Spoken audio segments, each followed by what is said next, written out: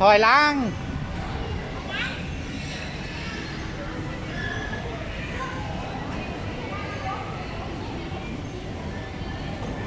เนาะตามบุพลาดไปครับขี้แล้วครับรถเอาไปเลยไปเลยหุ่นเก่งแล้ววันนี้เย้าครับพี่แม่เย้าทางนี้ดี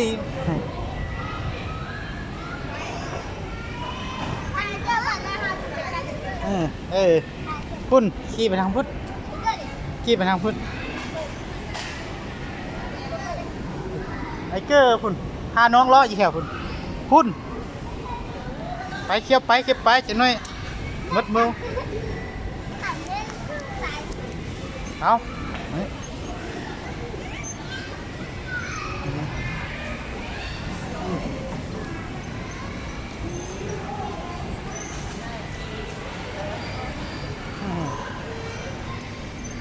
อีกโอ้ย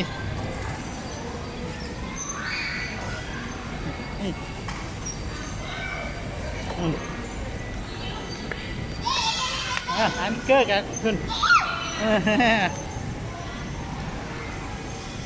พาน้องซิ่ง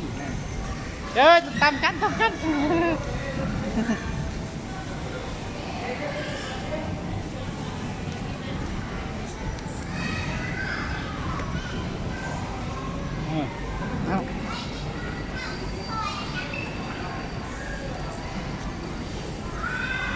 เอาไป รถนี่กับมุ่นดุดคุยรถกันระวังโอ้ยเบื้องหลังนะแม่ถอยหลังนะ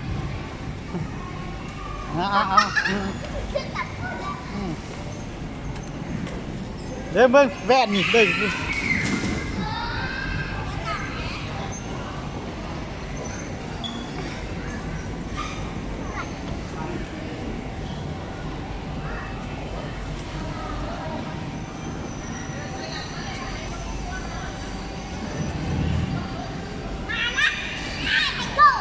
วางรถ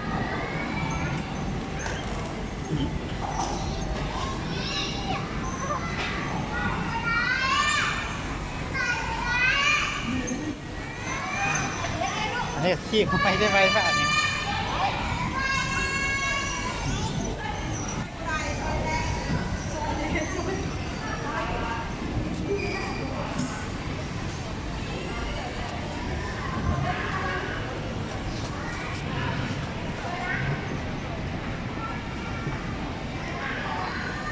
เกี่ยวทางนี้เฮ้ย